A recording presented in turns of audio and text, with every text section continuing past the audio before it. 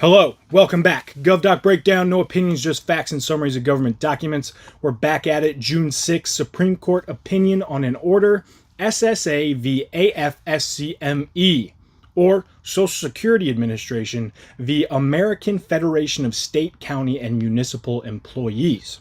All right, an important one here, so let's focus up. Let's listen up. Back to Doge. It's a Doge kind of day.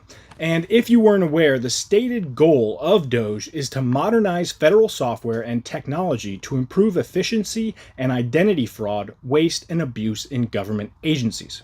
The order that created the agency required all federal agencies like the Social Security Administration to give Doge teams, quote, full and prompt access to their unclassified records and IT systems.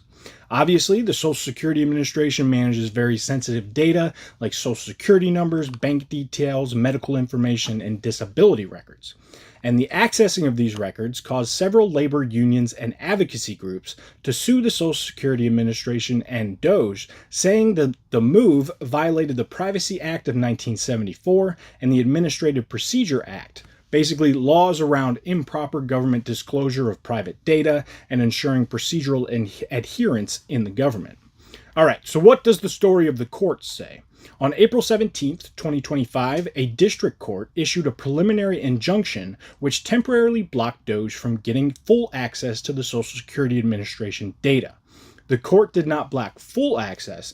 Doge could still get anonymized or redacted data, and even full records in some cases, but only under strict conditions.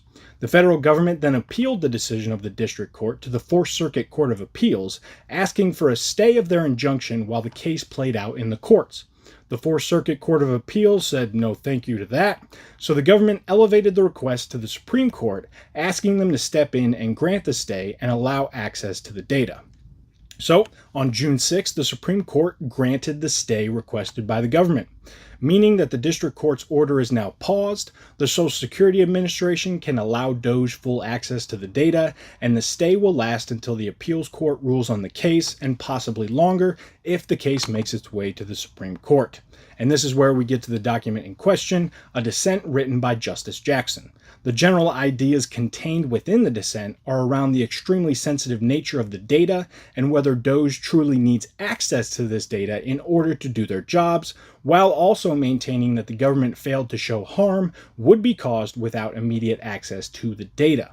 Basically, she's saying that by granting the stay, the court is sending a message that the government doesn't have to follow normal legal rules like everyone else. All right, Kaimo, keep your mind open, do your own research, form your own opinion. See you in a little bit.